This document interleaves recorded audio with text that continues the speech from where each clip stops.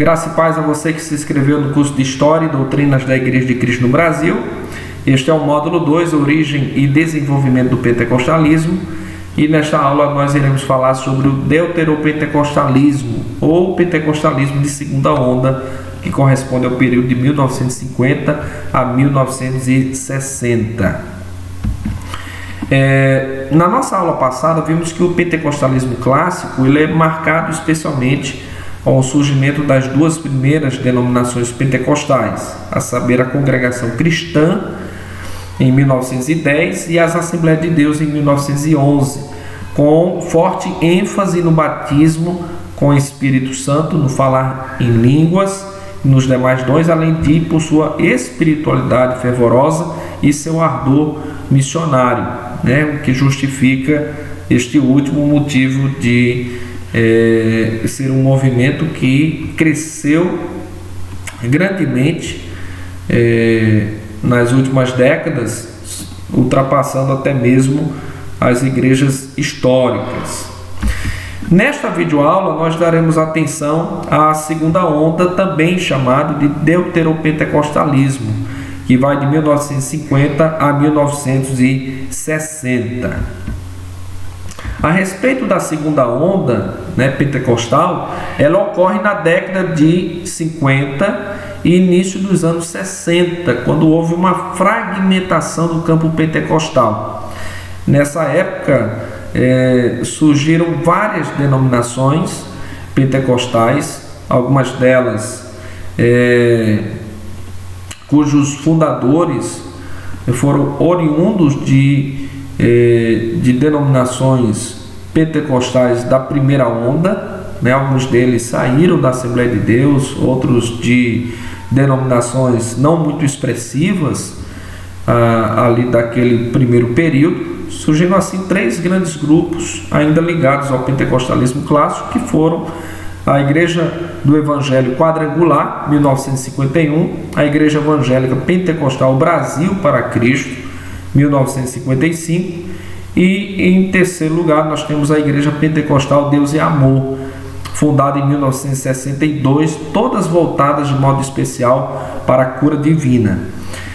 Eu chamo a sua atenção para este fato, porque o que difere praticamente as denominações da primeira onda em comparação aos da segunda onda é exatamente essa ênfase à cura divina, que é inexistente nas igrejas da primeira onda, ou do pentecostalismo clássico.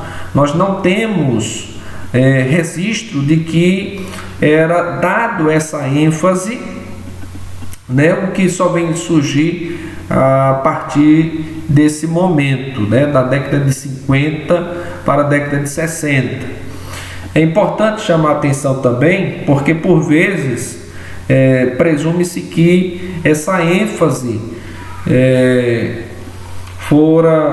nasceu especialmente durante o movimento neopentecostal, mas isso não é bem verdade.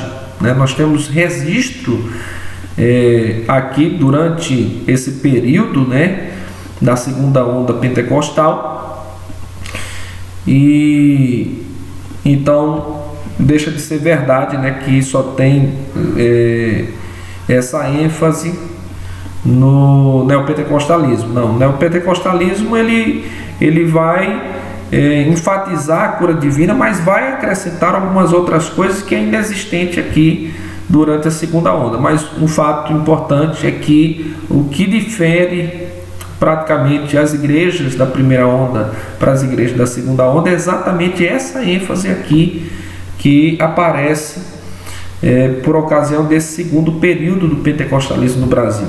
Então essa ênfase na cura divina é bem comum entre essas igrejas que mencionamos aqui.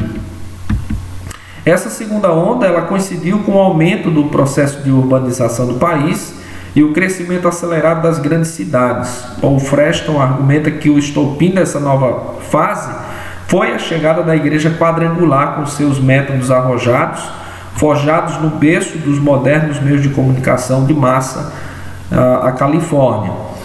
É importante aqui chamar a sua atenção para o fato de que, por ocasião dessa segunda onda, que a introdução de novos métodos de evangelização, né? No qual utiliza os meios de comunicação em massa, como rádio e TV. Não era comum esse método ou estratégia de evangelização entre as igrejas da primeira onda, né? Que adotavam, em vez disso, o evangelismo pessoal, né? A distribuição de literaturas, a distribuição de bíblias e por aí diante. Então, na verdade, algo bem característico das igrejas da segunda onda do pentecostalismo no Brasil. Esse período ele revela também uma tendência digna de nota, que é a crescente nacionalização do pentecostalismo brasileiro.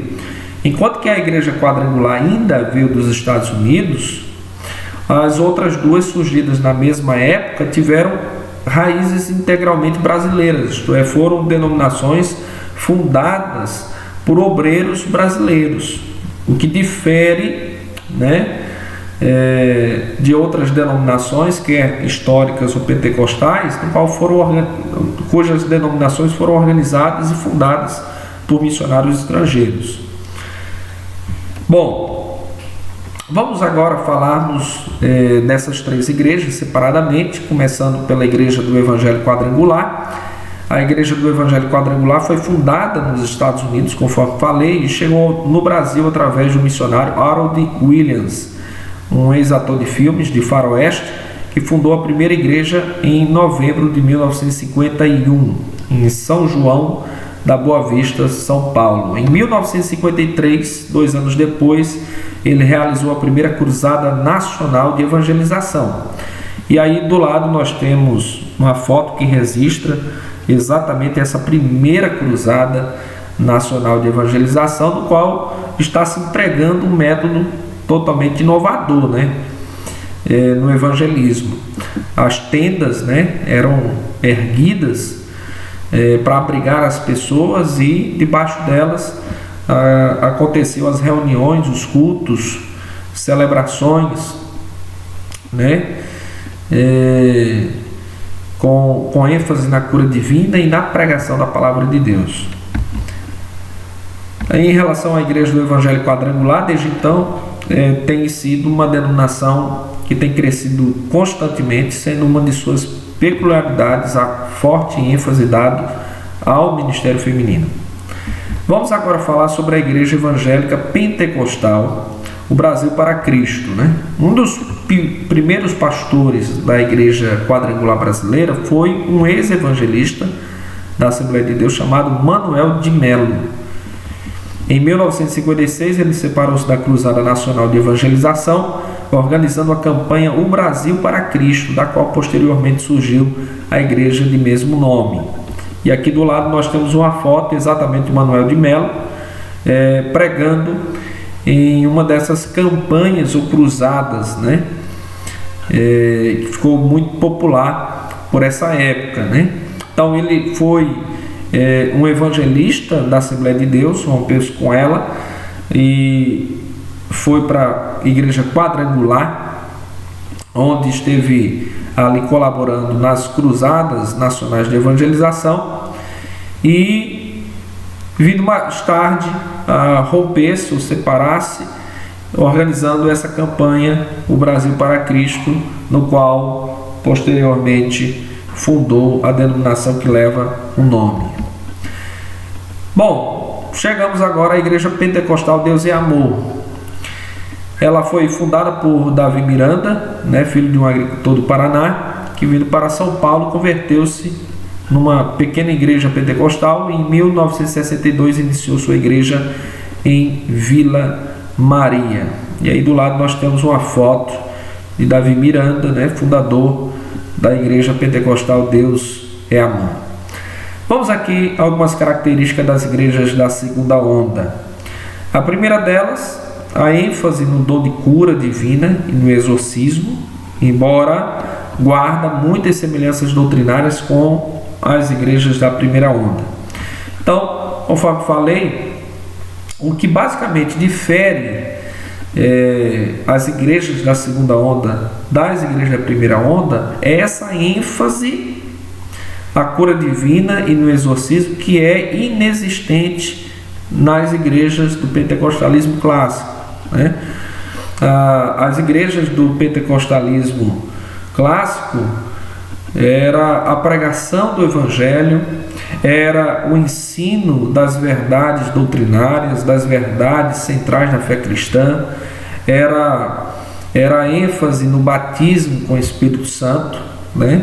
Mas você percebe que nas igrejas da segunda onda surge com essa ênfase no dom de cura e no exorcismo.